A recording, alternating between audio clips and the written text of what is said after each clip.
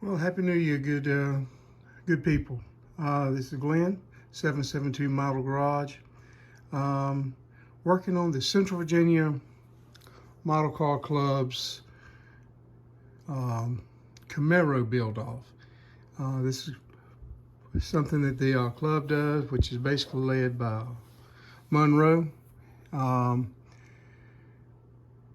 this is one of 4 or 5 different projects that I'm trying to do. I did nothing in 23 other than start this particular kit here and a few other started kits, and just never did get any accomplished. In other words, 0 bills completed in 23. Well, we're going to fix that in 24. Starting with this one, um, basically, um, it just takes the right move. I done invested money to do this hobby, and I want to do it. And hopefully, not only that, but we will be doing some effort in making this YouTube channel just a little bit more interesting, and get more people involved, and hopefully, move forward.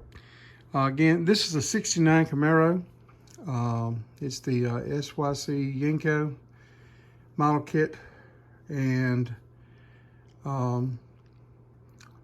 we just finished painting. As you can see, everything is somewhat on the tree or somewhere on paint stand or off the paint stand.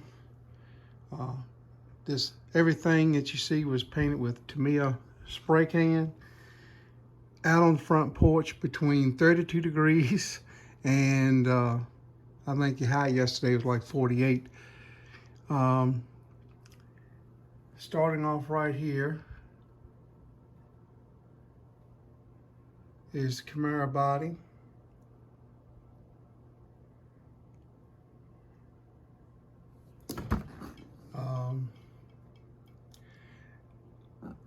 No, this is not one of y'all super lavish, ultra shiny, deep paint job, but I'm gonna tell you, I'm tickled pink with it. It ran out flat, came out really, it laid down flat. I don't mean the paint's actually flat, because it does have some shine. Again, it's not that deep shine everybody goes for, but I like it a lot.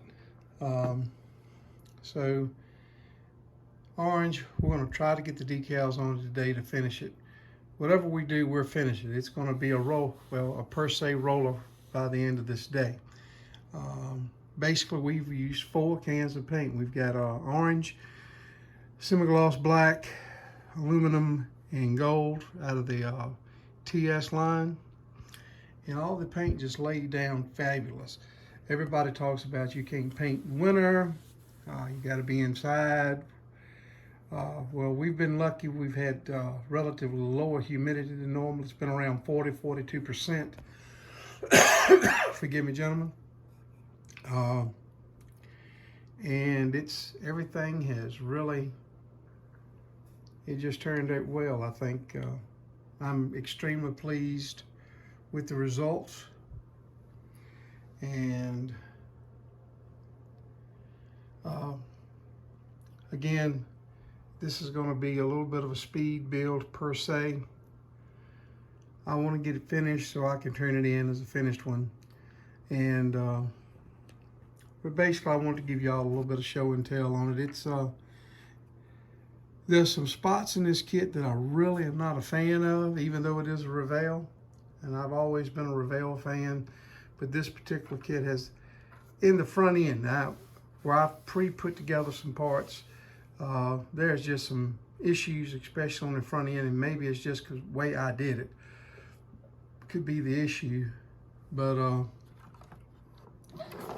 I really had to fight and struggle with the front end, especially the upper A arms. They were just a bear, and they're actually, I know they're not properly attached in the proper location perfectly.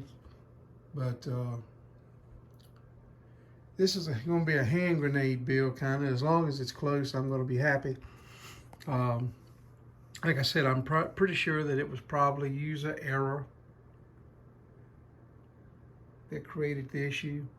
So what our goal is to finish this one. We're going to finish up the USAC build. The USAC build, of course, is at 55. I went with the panel, and I'm gonna build it box stock. I want to finish the two challenges. It's not about what fancy or different. There's plenty of people doing fancy and different. I just want to lay good paint job, put it in the book, because last year I didn't finish mine. I made too lofty of a plan and idea and just never finished. It's in the box, it's downstairs in the basement in the storage area. So that was going to make a return. And you know, hold on one second. We're going to halt here for a second. I'm going to turn the camera around. So what we've done so far is just try to get this a different way of doing business. In particular, we want to finish model cars. That's just, I believe I set too lofty a thing. And then every one of these bills that come up, like challenge bills, etc., it just seems that there are so many now.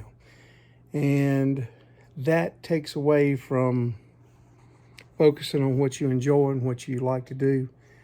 So 2024 is going to be about getting some stuff done. There are some bills that I want to be involved in 2024. I want to finish the Rambler 69 bill that's on the plate.